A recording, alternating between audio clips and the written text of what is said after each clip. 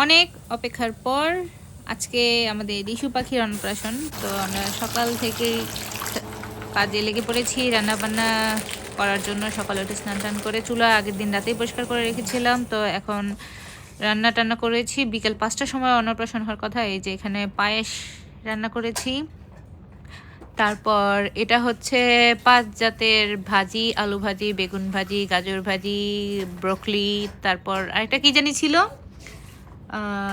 গাজর ভাজি ছিল। আচ্ছা, এখানে ফল আছে 5 জাতের। আর তারপর খিচুড়ি রান্না করেছি। আর এই যে ওর পায়ে আলতা দেওয়া ট্রাই করতেছি, এত নাচানাচি করে, মানে কোনোভাবে আমরা দুজন ধরে ধরে রাখতে পারতেছিলাম না। দেয়ার মাঝখানে এই যে উল্টাই গেছে। প্রথমে সোজা করে রাখছিলাম, এখন উল্টে পড়েছে। তো উল্টানোর কারণে একটু সুবিধাই হয়েছে, পাটা ধরে কোনো রকমে দিতে পারতেছি। তারপর হলো গিয়ে পায়েলটা দেয়ার ট্রাই করতেছিলাম, পায়ে নুপুরটা পরাবো। নুপুরটা পরালে ওর পাটা সুন্দরই লাগছিল, পায়ে আলতা আলতা, পায়ে একটু নুপুর। কিন্তু নুপুরটা কোনোভাবেই পরাতে পারছিলাম না। অনেক ট্রাই করার পরে এভাবে পরানো যাচ্ছিল না। তো শেষ পর্যন্ত কোলে নিলাম। কোলে নিয়েও শুধু নাচানাচি করতেছে। এমনিতেই পা অনেক বেশি নাচায়। অনেক ট্রাই করার পর শেষ পর্যন্ত পরাতে পেরেছি। তাও এটা শুধু নাচাচ্ছিল পাটা, আর খুলে নেওয়া ট্রাই করতেছিল, খাওয়ার ট্রাই করে। মন্দিরে চলে এসেছি বিকাল 4টা বাজে। আমাদের 1 ঘন্টা আগে আসার কথা ছিল, আমরা চলে এসেছি। মন্দিরটা খুব একটা বড় না, মোটামুটি। এই যে ঢুকে যাচ্ছি, পণ্ডিত মশাই এখনো আসেনি। সে বলেছে আমাদেরকে ঢুকে বসার জন্য। এটা হলো গিয়ে প্রবেশ পথ। প্রথমে মন্দির আরেকটু ভেতরে, প্রথমে ঢুকে এই জায়গাটা।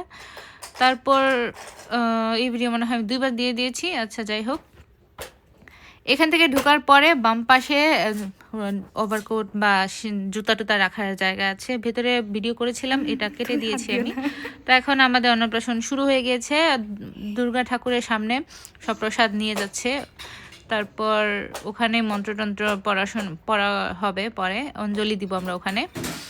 আর এই যে ঠাকুর মশাই মন্ত্র পড়তেছে, আর ওরা তো রাখাই যাচ্ছে না, শুধু কান্নাকাটি, শুধু কান্নাকাটি। আমারও সাথে বলার কথা ছিল, ওর জন্য পারতেছিলাম না। তারপর পণ্ডিত মশাই বলেছে ঠিক আছে, খুললেই হবে। কি আর করা, আমি নিয়ে বসে আছি, তাও ওরে কান্না থামানো যাচ্ছিল না। তারপর খাওয়ানোর সময় বেশি নাচানাচি করতেছিল, তাড়াহুড়ো করে একটু করে দিয়েছে। এখন পায়েসটা মনে হয় একটু পছন্দ হয়েছে, মুখে দিছে, দেওয়ার পরে দেখা যায় একটু জিভ দিয়ে টানে।